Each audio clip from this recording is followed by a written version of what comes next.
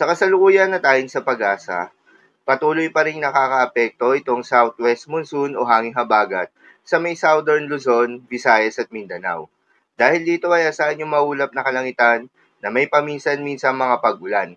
Habang sa nalalabing bahagi pa ng ating bansa ay asahan naman yung generally fair weather condition, ngunit pagsapit ng hapon o gabi ay asahan naman yung mataas na tsansa ng mga pag-ulan na dulot ng mga localized thunderstorms.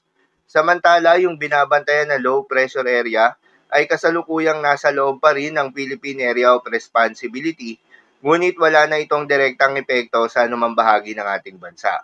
Huli nga itong namataan sa layong 450 kilometers west ng Bacnotan, La Union.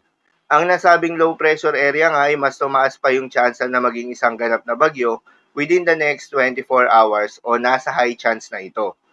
Yung location ng sentro nito ay halos nasa boundary na ng Philippine Area of Responsibility, kaya naman kung sakali maging bagyo ito habang nasa loob ng Philippine Area of Responsibility, papangalanan nito ng pag-asa na bagyong Auring.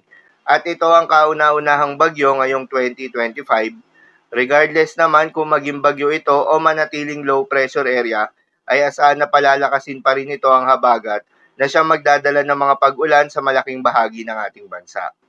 Para naman sa magiging lagay ng panahon ngayong araw ng Martes, dahil nga sa epekto itong southwest monsoon, asahan sa Zambales, Bataan, Cavite, Batangas, Occidental Mindoro at Palawan ang paminsan-minsang mga pag-ulan. Posible ang mga pagbaha o pagguho ng lupa dahil sa katamtaman hanggang sa malalakas na mga pag-ulan. Habang sa Metro Manila, Visayas, Bicol Region, nalalabing bahagi ng Central Luzon, Mimaropa at Calabarzon, ay asahan naman yung maulap na kalangitan na may kalat-kalat na mga pagulan na thunderstorms na dulot pa rin ng southwest monsoon. Posible rin na mapagbaha o pagguho ng lupa dahil sa katamtaman hanggang sa malalakas na mga pagulan.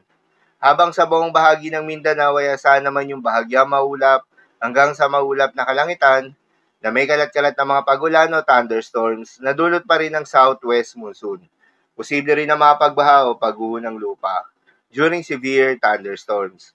At sa nalalabing bahagi pa nga ng Luzon ay asahan rin yung bahagyang maulap hanggang sa maulap na kalangitan na may kalat-kalat na mga pagulan o thunderstorms na dulot ng mga localized thunderstorms.